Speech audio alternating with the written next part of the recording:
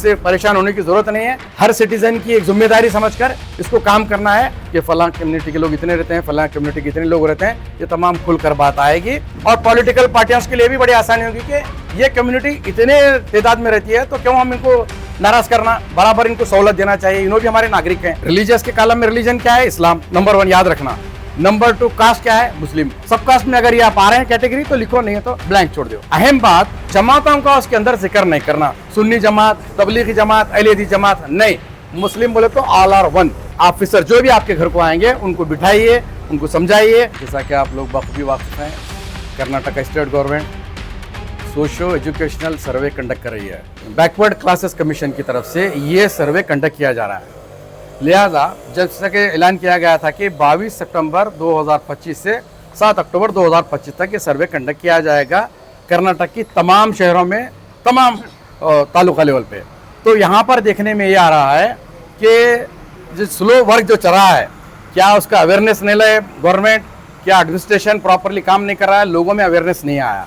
अब 2 दिन की रिपोर्ट देखने के बाद ये इससे पता चल रहा है कि जो हमारा जो सर्वे हो रहा है, मर्दमशुमारी उर्दू में कहते हैं उसको, सोशियो समाजी और तालीमी मियार क्या है कर्नाटक के लोगों का, इसलिए कर्नाटक की सरकार इसको सर्वे कराने की गर्ज से ऐलान करे।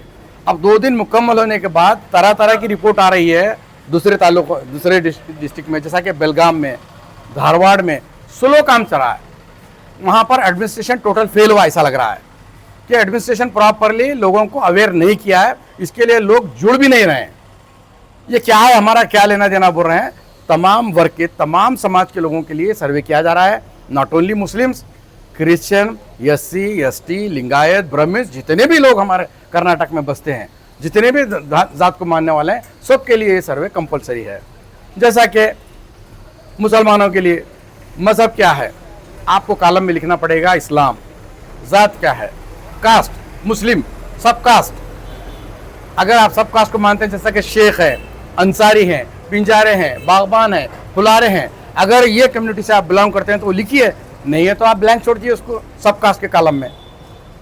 रिलीजियस के कॉलम में रिलीजन क्या है? इस्लाम नंबर 1 याद रखना। नंबर 2 कास्ट क्या है? मुस्लिम। नंबर 3 सब कास्ट। सब कास्ट में अगर ये आप आ रहे हैं कैटेगरी तो लिखो, नहीं है तो ब्लैंक छोड़ दो।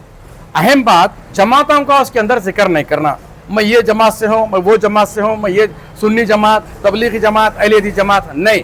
मुस्लिम बोले तो all are one. Sunni and Shia 2 ही सेक्ट्स हैं इस्लाम में। और यहाँ पर हमको इस तरीके से लिखना है कि हम मुस्लिम कास्ट।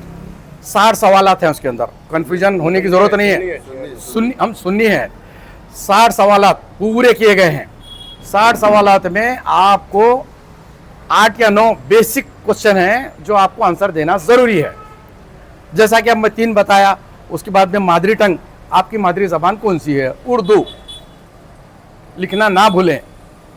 आप कारोबार क्या करते हैं, घर में कितने बच्चे पढ़े लिखे हैं।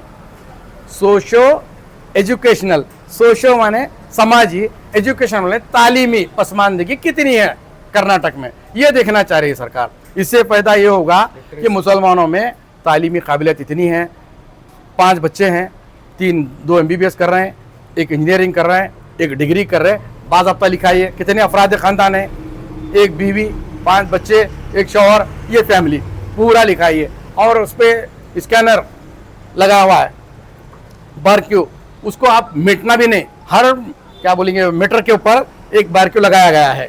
स्टिकर को आप ख़राब मत करो, उसके अंदर अगर आप ख़राब करेंगे, पानी से भीग गया तो इस्तेमाल में नहीं आने वाला है। ये चीज़ों को ध्यान रखना है। और बहुत सारे सवालात हैं, आप अच्छे तरीके से ऑफिसर जो भी आपके घर को आएंगे उनको बिठाइए, उनको समझाइए, बात कीजिए। हम इतने लोग घर में रहते हैं, आपका घर पूछेंगे उन्होंने रेंट का है क्या, रेंट पे है तो रेंट लिखिए, ओन है तो ओन लिखिए, आपकी प्रॉपर्टी क्या है वो भी लिखाओ, उसके अंदर कोई गलत नहीं है।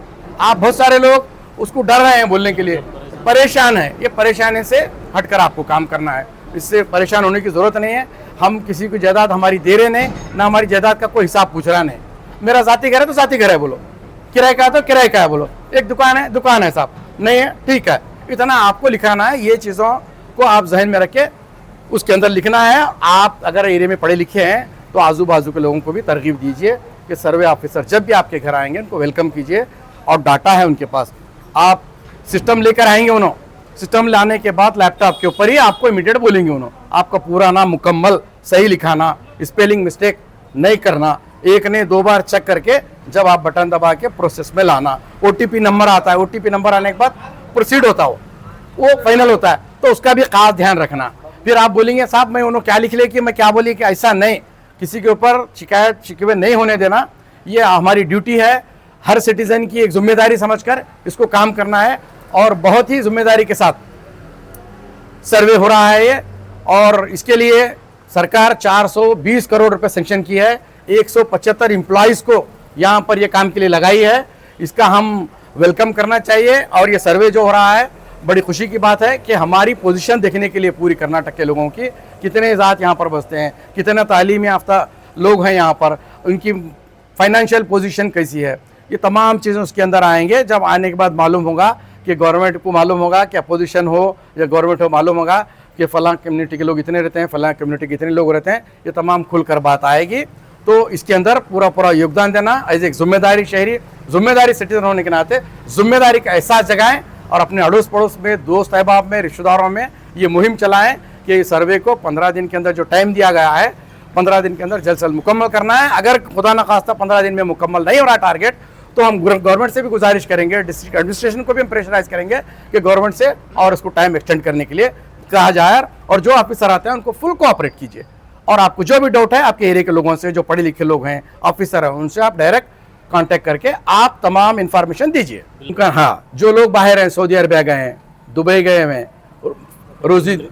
रोजी की तलाश में, तो उनके घर वालों की जिम्मेदारी है कि हमारे हस्बैंड बाहर काम करते हैं, उन्होंने इंजीनियर हैं, उन्होंने डॉक्टर हैं, उन्होंने ऑफिसर हैं, उन्होंने बैंक ऑफिसर हैं, उन्होंने जो है गवर्नमेंट एम्प्लॉय, उसके अंदर दर्ज करना, बोलना कि आपकी पोजीशन क्या है एट प्रेजेंट, वो मालूम करना चाह रही है सरकार।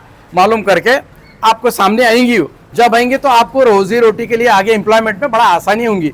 अरे भाई, जब और पॉलिटिकल पार्टियों के लिए भी बड़ी आसानी होगी कि ये कम्युनिटी इतने तादाद में रहती है तो क्यों हम इनको नाराज करना, बराबर इनको सहूलत देना चाहिए, इन्हों भी हमारे नागरिक हैं। तो बढ़ चढ़ के कंपटीशन हो जाएगा और हमारी जो सुविधा हमको जो मिलना है, जैसा कि MG रोड की हालत देख रहे हैं, तो वैसी हालत हमारी नहीं होना, हम भी कोई किनारे में रह जाएंगे। ये सर्वे हो के ख़त्म हो जाएगा 7 तारीख के बाद, उसके बाद में और कोई पूछेगा नहीं। इससे लापरवाही नहीं करना है, बहुत ही सावधानी के साथ, बहुत ही जज्बे के साथ और ईमानदारी के साथ अपनी जिम्मेदारी समझकर इसको अंजाम देना है।